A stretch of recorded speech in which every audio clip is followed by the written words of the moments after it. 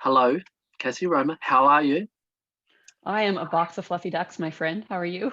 I'm like just eternally impressed that you had time to spend with us I mean, and as you have a can chat. tell, I What? uh, I got really into a big project and then I didn't have a shower, put on makeup, or even change my clothes. So here we are. You get the real me.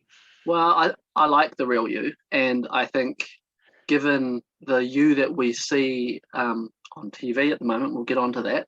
It's refreshing, right, to see the real you again. And um, I want to start with one thing though, because we were supposed to meet ages ago. We were supposed to meet where? Where was it? We're supposed to go for a run. Yeah, we were gonna do a trail run podcast interview or something crazy, weird thing. That didn't happen.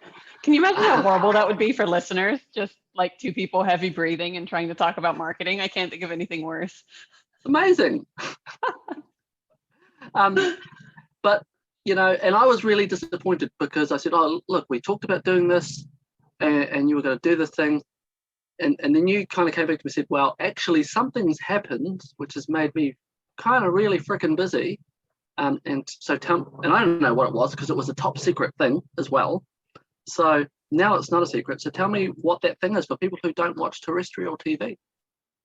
I don't even really watch terrestrial TV, but I've picked it up in the last few months because of the secret project. It was one of those little moments where I know the last time we talked about 2020 and going, I'm sure we're going to learn a lot of lessons. I'm just not sure what. And one of the lessons that I took with me from last year was like, if the universe says flow, then just go. And I had an opportunity earlier this year to be a part of a TV show and a fairly well-known syndicated global TV show called The Apprentice, which was made famous by a fellow whose name I refuse to say. He's like my own personal Voldemort. Orange, And Voldemort. Yeah. yeah, in that little space. And when the opportunity came up, I kind of went, is this real? Do I really want to do this? And I sat down and spoke not only with TVNZ, the network that's putting the show on, but also the production company, and was like, you know what? This could be a really cool avenue as we come out of COVID and we come out of lockdown and we come out of this really uncertain time to have conversations at scale that actually like matter, that show that we give a damn. They're strong from a business perspective. It's a reality TV show, so it's going to be funny. It's got to be dramatic. You know me, I'm a storyteller. So for me, it was like we filmed for 6 weeks straight with a little 5-week COVID hiccup in the middle. Not sorry, 5-week, 5-day COVID hiccup in the middle. Mm-hmm. And we had 16-hour days. So for me, it was like watching all of the different narratives play out, figuring out all the different moving pieces of a production, getting to know all of the contestants, getting to know Mike Pero and Justin Tomlinson, my offsiders in the boardroom, and then just really like diving deep into the geeky stuff. Like what kind of tech were they using? What kind of kit did they all have? What could you really do to annoy a soundie? And it was probably one of the most fun things I've ever done in my entire life. And I think it's going to set the course of where I go from here. That was my next question is this going to set the course for where you go from here? So let's not even go there. What I want to understand is how much business is done. If we talk, because you've got this immense background of all these big jobs in big firms, and then here we are with this show, reality, and there's a limit. There's 6 weeks. There's a limited, compact amount of time. So you're doing these projects and these challenges to try and understand who's the best at business. So unpack that a little bit for us, without going against your NDA and whatever else you. Oh no, we're good. We're good. Okay. From a business perspective, it was interesting because you have, again, like you said, we were like in this pressure cooker of 6 weeks, 5 weeks straight of a lot of young, hungry entrepreneurs who are looking at business in a different way than potentially a traditional business set. So then you've got folks like JT, Mike, and I who have lived and breathed this kind of new age business, but within the auspices and confines of big business. And then we've got all of this entrepreneurship and young people who are just hungry. And then they're given these tasks, and they are given a very finite amount of time to create projects, products, and brands that we as business people probably faff around with for 6 months. And they're given like 4 hours. So from my perspective, the hardest part was not being able as a mentor to jump in and help just steer if some of the contestants needed a little steer, because there were times when they're young, they're learning, and they were under pressure, right? There's cameras in their face all the time. From the business side of things, a lot of it being TV was like, how do we put ourselves in a mindset of suspended reality and go, if this was my business, how would I act and react? And how would I do it in a way that would work in the outside world? And it was fun to watch these folks come up with really interesting solutions to problems. But at the same time, it's a competition, right? They're there to win. Kiwis are competitive as heck. And so to watch these folks compete with each other, but never take each other out at the knees was really cool. And do you think there's something in that? That they're being highly competitive, well, in that the Kiwi business owners or Kiwi contestants, highly competitive, but there's a line. Yeah.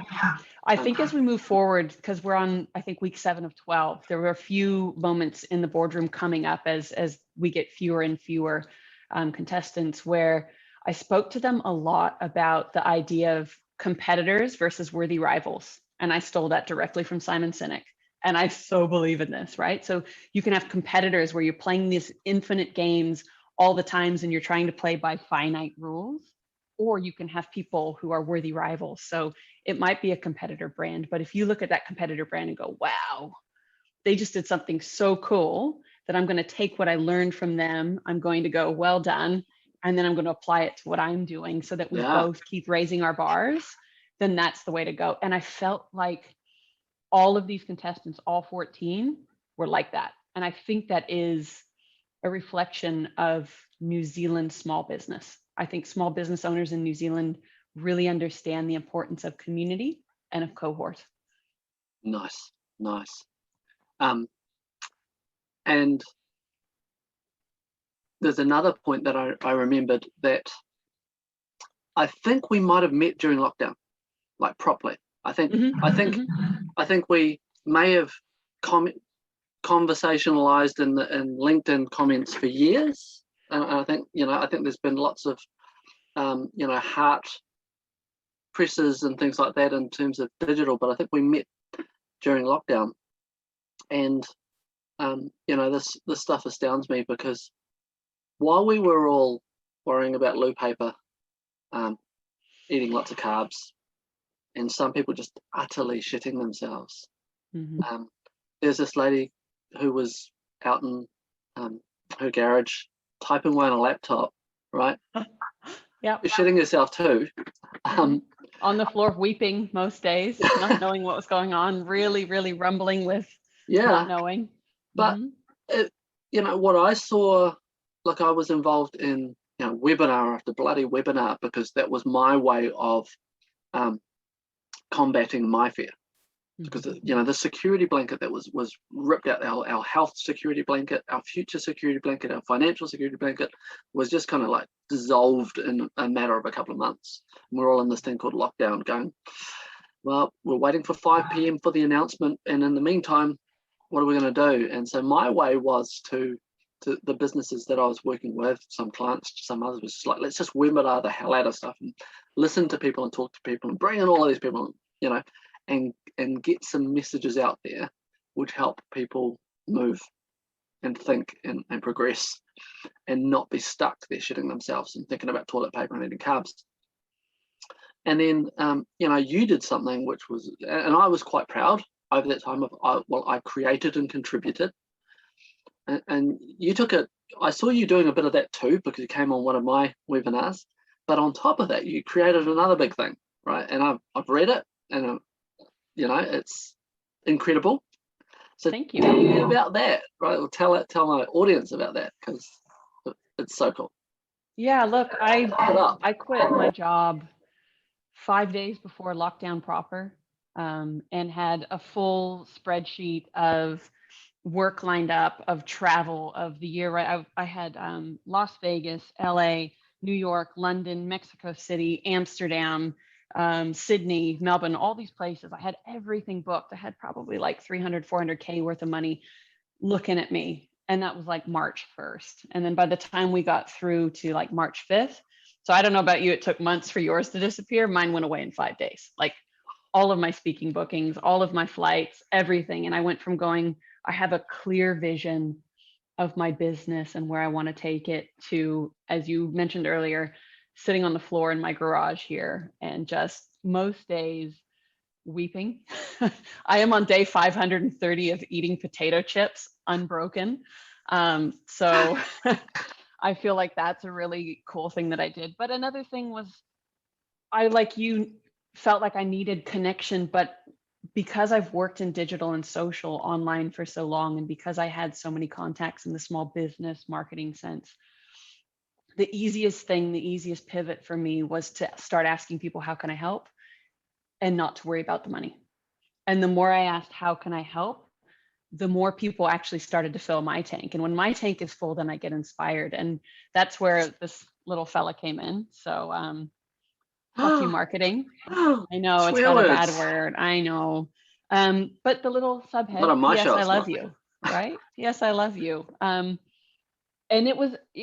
it's really just it's a kind of tongue in cheek, but also love letter to marketing, because to put it out there, as an entrepreneur and as a businesswoman, I accidentally fell into marketing because it was a place where I could take storytelling, data, technology, that bleeding edge of humanity and connection, and then bring it into something of a semblance of a communication strategy or package or social media plan for big businesses. You know, when I was at Air New Zealand, we had everything from the crisis comms should a plane go down or the worst happen, all the way through to like, how do we break Tinder as an airline? So it was easy for me to sit down and think of like, what are some really funny stories about us in marketing where we take ourselves too seriously? I mean, we have so many awards shows. We have awards shows for ads on TV that all look the same. And I'm like, what the fuck? Like, stop it. Stop it. It's so refreshing. I won an award a few years back, and I got a piece of cheese as the award. And I was like, this is the echelon. This is it. And it was the middle of summer too. So that, you know, that bad boy melted before I got out and finished my drink. Not even wax coated. No, it wasn't. It was fine. It was a really creamy brie. So yeah, writing the book for me was almost like a happy distraction, but something that I'd always wanted to do. And I wasn't sure if I wanted to write a book about marketing per se. So it became more of like a life lessons. Here's some tools that businesses and folks can actually implement on their own during the day to day, but also make it funny. And you did. So tell me about the process, though, because I have met hundreds upon hundreds of small business owners. I stare myself at the mirror every day and go, why have you not started the book, Stuart? Some of them, you males, won't tell me that you want to write a book, but I know you want to write a book. A lot of my female clients are like, oh, just one day, Stuart, I want to write a book and I want to do a TV show and I do what that Cassie's doing, and I want to, and so what I want to understand is, did one day you decide, okay, I'm going to go and do it, or did you just decide to write a chapter, or how did the first words arrive on a page, and did you type in chapter 1? From the time I was about 8 years old, I had teachers and professors and my parents and other people saying, Cass, you need to write a book. And I can be quite prolific in my writing. So I can sit down and I can write a LinkedIn post in minutes. I can have a full I don't know, thousand words. I love an empty page. And it's no skin off my nose. You give me an hour and I'll write you 2 posts. We'll get them out the door. It's fine. It's funny. My brain just loves that space. When I decided that I did finally want to write a book, I wrote a plan out. I did a full, like, here's what the chapters are going to look like. Here's the flow of the book. And I put them all on Post-it notes on a big giant whiteboard so that I could see where it was going. Then I had like my sub kind of topics. And then I had everything looking and staring at me for about 4 months. And I did everything I could for 4 months to not write a word in that book. I wrote blog posts. I wrote content for clients. I wrote like any publication that needed writing. I was like, I can help you. And I did all these different publications for places all over the world. And one day I sat down and I was talking to a friend and I was like, I don't know why I'm struggling with this book. And she said to me, she's like, well, you write blogs all the time, like all the time. She goes, why don't you just take each chapter and in your brain call it a blog? And I was like, oh. Genius. And from the minute she said that to the minute I finished, it took me 6 weeks to finish the whole book. And it was getting up and writing 2 hours in the morning and then an hour at night. And sometimes what would happen was during lockdown, I started to go for long walks and I took all of my business calls on long walks. So I learned a lot about dictation and I would talk into my phone for like an hour. And then I would come back home and I would take everything in the notes and I would download it. I would put it into Word. And then one of the things that really helped me in book writing was another author of their first book said, get everything down, put it on paper, then get a good editor. Don't edit as you go, because I'm really bad at editing as I go. I am a stickler for punctuation and correct grammar and spelling. But my friend was like, don't worry about it. Don't do it. Just put it on paper, get it done and go. And then my best friend from childhood is an editor in the States. She edits novels all the time. So she did mine. And it was literally from the time that I got the word, create a chapter like a blog, to the finished product was probably 3 months. I was going to ask that because she caught your tone so well. Yeah. When I was reading it, felt like I was in the room with you, you know? Yeah, we've known each other since we were 3. And let me tell you, if it was shit, she would tell me it was shit. And she was like, she would text me every once in a while. She'd go, Cass, I hate marketing, but this is great. Oh, and I was like, yeah. Awesome. You know, that I'm going to call it a block for want of a better word, that you had everything laid out. Perfection personified. You had the structure, you knew what to do. If someone had forced you at gunpoint, you could have sat down and just written it, but you didn't. Yeah. And I've come across that. It's been a theme this month, in fact, because I'm doing some training courses on creating things. It's been a theme that I've noticed in myself. I notice it worse in creatives, but I notice it in just about every business owner who has this, I can't write the content on my website. I can't write the blog articles if they're about me or about my business. And I've noticed that there's this the closer it is, the more important it is to you, the harder it is to write about, because we can't separate ourselves from it. It's a real challenge that I've seen people, even when I'm sitting down with a spreadsheet strategy for people to go, that's Monday, we're going to talk about coffee, and that's Friday, and we're going to talk about the weekend, and Wednesday you're going to talk about you and one of your team members. Like, yeah, I'll talk about Mary, she's amazing. All right, where's the one about you? Right. And I had a law firm just the other day who agonized over like 4 lines on a landing page, which would get at 4.4 seconds worth of FaceTime with people just clicking through to get the thing. They spent half an hour going over with the one paragraph of words about the one guy, because it wasn't right. And you know, it's lovely to see someone in your space, I think, where, you know, you're, I'm going to say it, at the pinnacle of marketing in terms of perceived success of all of us, you know, dullards out there, and you still come across a similar type of scenario, right? And it took someone else to just reframe it for you. That's it. It's a reframing. It's a reframing. And while you were talking, I was thinking about that old saying about the builder's house being the last one to be finished, right? Because the builder's out working on everybody else's house. So you go into their place and it's just in a consistent state of DIY. And I feel so that's even with my business right now. I look at I haven't done an EDM in 4 months. I haven't written a new post or interviewed anybody since before the show filmed. I haven't updated anything, but I have all of that ready to go in MIQ when I come back from the States, because I've got 2 weeks on my own. Again, I've got all these plans. I bet you I'm just going to sit in that room in my robe and do press ups. Or chargeable work. I know, right? But yeah, I think it's one of those things too, where, especially when it comes to something like a book or content or that kind of thing, for content for a business, it has to be constant. You have to keep turning that wheel, because if you don't have at least a little tickle every once in a while consistently, nobody's going to know your business, your brand. It won't be detrimental to you in any way other than people won't know you. And that's the whole point of business, right? If you need to fill that funnel. From a personal side of things, when I was writing the book, I kind of just allowed the universe to flow. And it was just that I wasn't beating myself up by not writing it. I had the plan there. And like you said, if someone held a gun to my head, I could have written that book. But I also think we have to listen to the universe a little bit and go, why do I want to write that book? Do I want to write it for my ego? Is it for me? And the second I stepped away from that and my friend gave me the idea around the blog post, it also helped me frame every single chapter as a give.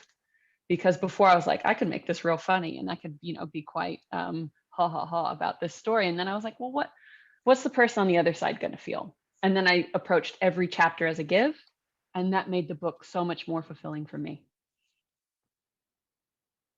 Okay, that perfectly leads into my next and final section, because I know we're strapped for time in your incredible schedule, because you're a movie star now, right? Or TV star. I am not. I am not. Do you know the number of clients I've mentioned you to who've got stars in their eyes, and they talk when I mentioned your name, when I name drop you? You didn't tell them I'd have them out on their ass, did you? No.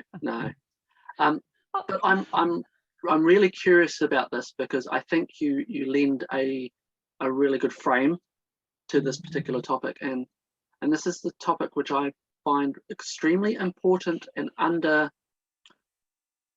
undereducated in New Zealand, which is personal branding and brand authority building, and almost the how you got to the point where you were shoulder tapped to go on a show, where the universe came to you and went, would you like to be this person on this show? And you went, wow, hell yeah. And part of this question is, what can you say to the small business owner who is sitting there not with all the post-it notes but no execution, right? Mm-hmm. Number two, there's something that I've been talking to people a lot about, which is, thinking Obama level, and not just I want to work with a local mayor in terms of my authority building, right? And there's a book behind me from Tim Ferriss, which taught me that if you show up high and then get turned down and then step, because the next one down will probably be way higher than if you just try and find local people to work with on your authority. I don't know if that's a question or it's a talking point. That's kind of like the shoot for the stars, and if you don't make it, at least you'll be hanging around the moon kind of thing. Indeed. Right? Indeed.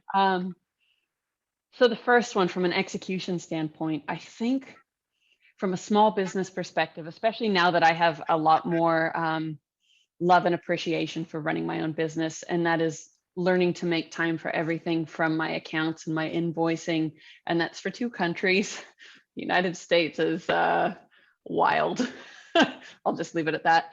From invoicing all the way through to what I'm really good at, marketing, through to just the pacing of how you build a business and how you're constantly bringing in clients. I think the most important thing is to make time for yourself to go, what is the most pressing thing right now that I need to do?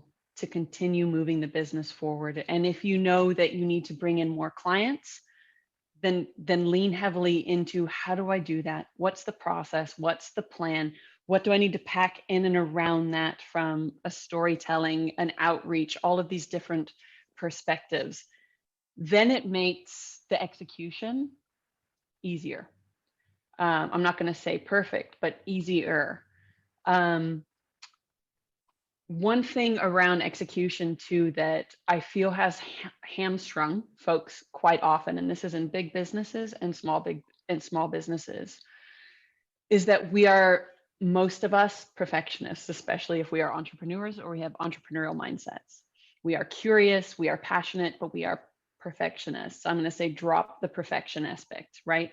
Done is better than not moving at all. So if you just get something done and move it out, get that MVP, that minimum viable product, running, send the tweet, write the LinkedIn post, test the hashtags, call 5 people, whatever you need to do, just move, right? Motion begets motion. And to lead on to your Obama piece and the next side of how I kind of came to where I am, I've always been very hungry when it comes to curiosity. And so if I'm meeting Stu for the first time, I'm like, tell me about you. What do you do? How do you do it? Who do you work with? What works well? What didn't work well? And it's always kind of framing things like, I want to be the person in the room who knows the least. I want to be the least expert human in any room I'm in. And then I want the folks in the room to be so comfortable with me that when I ask lots of questions, they're like, here's the answer. And then then you can start to put different things together, right? And so from my perspective, I think first and foremost, being in New Zealand for the last 20 years with this American accent that I can't lose has helped.